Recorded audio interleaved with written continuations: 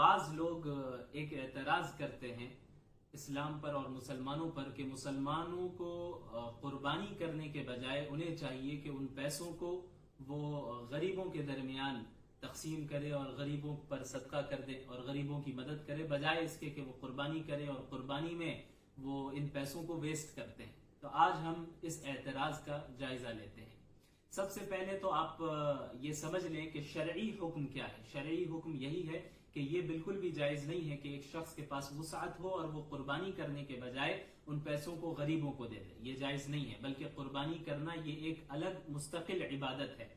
جہاں تک غریبوں کو پیسے دینے کا تعلق ہے تو شریعت میں زکوٰۃ کا حکم اور عام نفلی صدقہ و خیرات کا حکم الگ ہے، اور قربانی کرنا یہ الگ حکم ہے، اس کو ہر حال میں کرنا ہے۔ اور ہم جو یہ قربانی کرتے ہیں یہ غریبوں کے لیے بھی کرتے ہیں، اللہ کے حکم کی تعمیل کے لیے، اور پھر غریبوں کے لیے بھی کرتے ہیں۔ اسے ہم تھوڑی تفصیل سے سمجھتے ہیں۔ یہ جو اعتراض کیا جاتا ہے کہ مسلمان بقرعید میں قربانی کر کے پیسوں کو ضائع کرتے ہیں، تو اس کا ہم سب سے پہلے جائزہ لیں گے اور ہم اسے اکنامک پوائنٹ آف ویو سے سمجھیں گے کہ کیا صحیح معنی میں مسلمان پیسوں کو ضائع کرتے ہیں، ویسٹ کرتے ہیں۔ یاد رکھیے، ہم عبادت اکنامک پوائنٹ آف ویو کو دیکھ کر نہیں کرتے، یعنی عبادت تو ہم اس لیے کرتے ہیں چونکہ یہ اللہ کا حکم ہے۔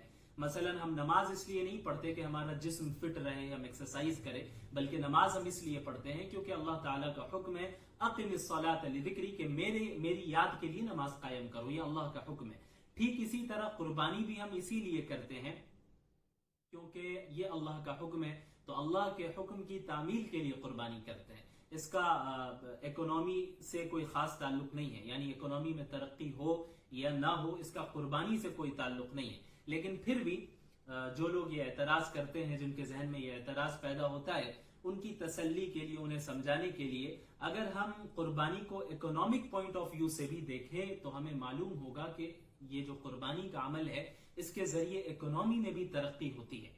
تو سب سے پہلے ہمیں یہ سمجھ لینا چاہیے کہ غربت کو ختم کرنے کا علاج یہ نہیں ہے کہ لوگوں کے درمیان پیسوں کو تقسیم کر دیا جائے، بلکہ غربت کو ختم کرنے کا اصل علاج یہ ہے کہ غریبوں کے لیے پیسے کمانے کی ایکٹیویٹیز کو مہیا کر دیا جائے، یعنی ایسے ذرائع تیار کر دیے جائیں جن سے وہ غریب پیسے کما سکے اور اپنی غربت کو دور کر سکے۔ لہٰذا آپ دیکھتے ہیں کہ جب قربانی کے دن آتے ہیں تو پوری دنیا میں مسلمان ایک بڑی تعداد میں جانوروں کو خریدتے ہیں، تو اس سے ان غریبوں کا فائدہ ہوتا ہے جو جانوروں کو بیچتے ہیں۔ جانوروں کو بیچنے کا جو کام ہے اس میں جو اکثر لوگ ہیں وہ غریب لوگ ہی ہیں اور غریبوں کا ہی طبقہ ہے، اور وہ لوگ پورے سال جانوروں کو پالتے ہی اسی لیے ہیں تاکہ بقرعید کے موقع پر جانوروں کو بیچے اور اس کے بعد پورے سال کا خرچ نکلے اور اچھی رقم وہ کما سکے۔ تو اس عمل سے سب سے پہلے ان لوگوں کا فائدہ ہوتا ہے جو جانوروں کو بیچتے ہیں، جو غریب طبقہ ہے ان کا فائدہ ہوتا ہے۔ اس کے بعد پھر جانوروں کو ایک جگہ سے دوسری جگہ منتقل کیا جاتا ہے، تو جو ٹرانسپورٹیشن کے سروسز ہیں ان میں بھی غریبوں کی اکثر تعداد جڑی ہوئی ہے۔ تو جو ٹرانسپورٹیشن کی سروسز ہوتی ہیں وہ غریب اسے انجام دیتے ہیں اور انہیں بھی فائدہ ہوتا ہے، وہ بھی کچھ پیسے ان دنوں میں کما لیتے ہیں۔ اس کے بعد پھر قصائیوں کا بھی فائدہ ہوتا ہے کہ پورے سال انہیں اتنا کام نہیں ملتا جتنا بقرعید کے دنوں میں کام مل جاتا ہے، اور بڑے پیمانے پہ کام ملتا ہے اور وہ لوگ بھی اچھی خاصی رقم کما لیتے ہیں۔ اور قصائیوں کا جو طبقہ ہے ظاہر سی بات ہے وہ بھی غریبوں کا ہی طبقہ ہے۔ اور اس کے بعد قربانی کے گوشت کو قربانی کرنے کے بعد مسلمان قربانی کے گوشت کو غریبوں میں ہی تقسیم کرتے ہیں، اور ایسے گھروں میں تقسیم کرتے ہیں جہاں کے لوگ پورے سال انہیں گوشت دیکھنا بھی نصیب نہیں ہوتا، ایسے لوگ ہیں، اور مسلمان ان کے درمیان گوشت کو تقسیم کرتے ہیں۔ اس کے علاوہ پھر جو جانور کی کھال ہوتی ہے، جو چمڑا ہوتا ہے، اسے فروخت کرنے کے بعد جو پیسے حاصل ہوتے ہیں ان پیسوں کو بھی مسلمان غریبوں کے درمیان ہی تقسیم کرتے ہیں۔ اور پھر جو انہوں نے چمڑوں کو اور کھالوں کو فروخت کیا اور بیچا تو اس کے ذریعے پھر لیدر پروڈکٹس بنتے ہیں، اور لیدر کی جو تجارت ہے اور بزنس ہے اس میں ترقی ہوتی ہے، اور لیدر کی تجارت ایسی ہے جس میں لاکھوں لوگوں کی روزی روٹی جڑی ہوئی ہے۔ تو صرف ایک اس قربانی کے عمل سے اتنے سارے ذرائع تیار ہو جاتے ہیں جن سے لوگ پیسے کماتے ہیں، صرف ایک اس قربانی کے عمل سے۔ اور بھی ایسا ایک طبقہ ہے غریبوں کا جو ان دنوں میں جانوروں کے چارے کو بیچتا ہے اور جانوروں کے کھانے کی مختلف چیزوں کو فروخت کرتا ہے، اس سے بھی انہیں بھی فائدہ ہوتا ہے، وہ بھی یقیناً غریب کا طبقہ ہے۔ تو جو لوگوں کے پاس پیسے سیونگز کی شکل میں ہوتے ہیں وہ پیسے لیکوڈ کی شکل اختیار کر لیتے ہیں اور لوگوں کے درمیان تقسیم ہی ہوتے ہیں، اور اس طرح تقسیم ہوتے ہیں کہ غریب کو ہاتھ پھیلانے کی ضرورت نہیں پڑتی ہے، بلکہ کیونکہ ہم نے کمانے کا ذریعہ ہی انہیں دے دیا، اور اس میں وہ محنت کرتے ہیں اور اس کے ذریعے وہ پیسے کماتے ہیں۔ تو یہ اتنا بہترین نظام صرف اس قربانی کا نظام ہے۔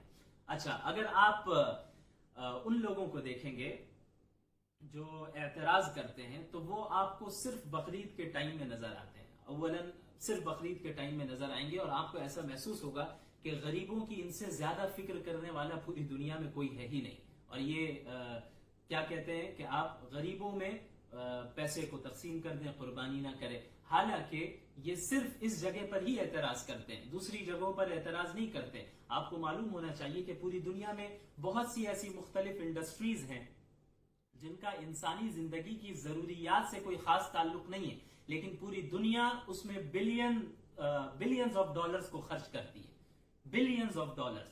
آپ مثال کے طور پر کاسمیٹک انڈسٹری کو لے لیجیے، آپ کو معلوم ہونا چاہیے کہ پورے سال cosmetic industry 350 billion of dollar سے زیادہ جنریٹ کرتی ہے، 350 بلین ڈالرز، یہ کوئی معمولی رقم نہیں ہے، یعنی 35,000 کروڑ روپے، 35,000 کروڑ روپے سالانہ کاسمیٹک انڈسٹری میں جنریٹ کیے جاتے ہیں۔ تو یہاں پر کیوں نہیں اعتراض کیا گیا؟ یہ لوگ ادھر کیوں نہیں اعتراض کرتے؟ کیا کاسمیٹک انڈسٹری کی کوئی ایسی ضرورت ہے یا کوئی ایسا مقصد ہے جو انسانی زندگی کو ترقی کی طرف لے جائے؟ نہیں، اس کا مقصد کیا ہے کہ ہم زیادہ اچھے دکھیں، اینٹی ایجنگ کریم لگا کر ہم زیادہ دنوں تک جوان دکھے، جس کے ذریعے ہم غریبوں کے جذبات کو کچلتے ہیں۔ ظاہر سی بات ہے، غریب تو ایسے پروڈکٹس کو استعمال نہیں کر سکتے، اور جو لوگ اعتراض کرتے ہیں وہ اس جگہ پر اعتراض نہیں کرتے، مسلمانوں پر اعتراض کرتے، ادھر اعتراض نہیں کرتے۔ دوسری مثال آپ فلم انڈسٹری کی لے لیجئے، فلم انڈسٹری میں بھی بلینز آف ڈالرز کو خرچ کیا جاتا ہے اور جنریٹ کیا جاتا ہے۔ یہ پیسے کہاں جا رہے ہیں؟ یہ چند ایک مخصوص طبقہ ہے جو بس وہی کماتا ہے۔ یہاں پر کیوں نہیں اعتراض کیا جاتا کہ ان پیسوں کو غریبوں میں تقسیم کیا جائے؟ ہاں، اب آپ کہیں گے، اس بات کو ان کے سامنے رکھیں گے تو وہ یہ بولیں گے کہ بھائی آپ جاندار کی جان لے رہے ہیں، یہاں تو جان نہیں لی جا رہی ہے۔ جب یہ جملہ وہ کہہ رہے ہوں گے تو اس وقت ان کے پیروں میں لیدر کے جوتے ضرور ہوں گے، وہ لیدر جیکٹ ضرور پہنتے ہوں گے، لیدر کے بیلٹس ضرور پہنتے ہوں گے، اور دیگر لیدر کے پروڈکٹ ضرور استعمال کرتے ہوں گے۔ اس وقت جانور کی جان انہیں یاد نہیں آتی۔ اس سے کھلے طور پر ہمیں معلوم ہوتا ہے کہ ان کا نفاق اور ان کی ہپوکریسی کیسی ہے، ظاہر ہے، بالکل ظاہر ہے۔ وہ اس جگہ اعتراض کیوں نہیں کرتے؟ اگر وہ انصاف پسند ہوتے، کہ صحیح معنی میں وہ انصاف چاہتے اور انصاف پسند انسان ہونے کی حیثیت سے وہ جائزہ لیتے، تو پھر اس جگہ پر بھی اعتراض کرتے، لیکن وہاں اعتراض نہیں کرتے۔ پورے سال ہم مٹن کھاتے رہیں گے، چکن برگر کھاتے رہیں گے اور دیگر جنک فوڈز کھاتے رہیں گے، اور لاکھوں اور کروڑوں روپے گھروں پر خرچ کرتے رہیں گے۔ ایسے لوگوں نے ایسا کیوں نہیں کیا کہ صرف 2-3 روم کے گھر پر اکتفا کرتے اور دیگر پیسے اور اس سے زائد پیسے جو وہ اپنے گھروں پر خرچ کر رہے ہیں اسے غریبوں میں تقسیم کرتے؟ ایسا نہیں کیا انہوں نے۔ لیکن جب بقرعید کا موقع آتا ہے تو مسلمانوں پر اعتراض کرتے ہیں۔ یہ ان کی ہپوکریسی ہے، لہٰذا ایسے لوگوں سے بالکل متاثر ہونے کی ضرورت نہیں۔ بظاہر ان کی باتیں بڑی اچھی لگیں گی، آپ کو ایسا محسوس ہوگا کہ ہاں بھائی بہت اچھی بات کر رہے ہیں، یہ پیسے تو جو جانوروں میں ہم خرچ کر رہے ہیں اسے غریبوں میں دے دینا چاہیے، کتنی اچھی بات ہے۔ لیکن جب آپ ان کے نظام کو دیکھیں گے، ان کی باتوں کو سنیں گے، سمجھیں گے، ان کے نظریات کو سمجھیں گے تو آپ گہرائی میں اتریں گے، تب آپ کو معلوم ہوگا کہ ان کی ساری چیزیں کھوکھلی ہیں اور غریبوں کی کوئی فکر نہیں ہے۔ اصل مسئلہ اسلاموفوبیا ہے، انہیں اسلام سے چڑھ ہے، یہ اسلام دشمنی کا نتیجہ ہے، یہ صرف اسلام سے چڑھتے ہیں۔ ان کے چڑھنے سے کچھ نہیں ہونے والا، کیونکہ وَيَأْبَى اللَّهُ إِلَّا أَن يُتِمَّ نُورَهُ وَلَوْ كَرِهَ الْكَافِرُونَ، اللہ تو اپنے دین کو، اپنے نور کو مکمل کر کے رہے گا، نہ چاہنے والوں کے نہ چاہنے کے باوجود۔ لہٰذا بالکل متاثر مت ہوئیے اور علی وجہ البصیرہ، بالکل اطمینان کے ساتھ اللہ کو راضی کرنے کے لیے قربانی کی اس عبادت کو انجام دیجیے اور اللہ کے حقوق کی بھی ادائیگی کیجیے اور بندوں کے حقوق کی بھی ادائیگی کیجیے اور گوشت کو فقراء کے درمیان اچھی طرح تقسیم کیجیے، غریبوں کے درمیان پہنچائیں۔ اب آپ کو اندازہ ہونا چاہیے کہ مسلمان جو یہ عبادت کرتے ہیں، قربانی کرتے ہیں، یہ غریبوں کے لیے ہی کرتے ہیں۔ سب سے پہلے تو اللہ کے حکم کی تعمیل کے لیے، ظاہر سی بات ہے، اور پھر غریبوں کے لیے ہی کرتے ہیں۔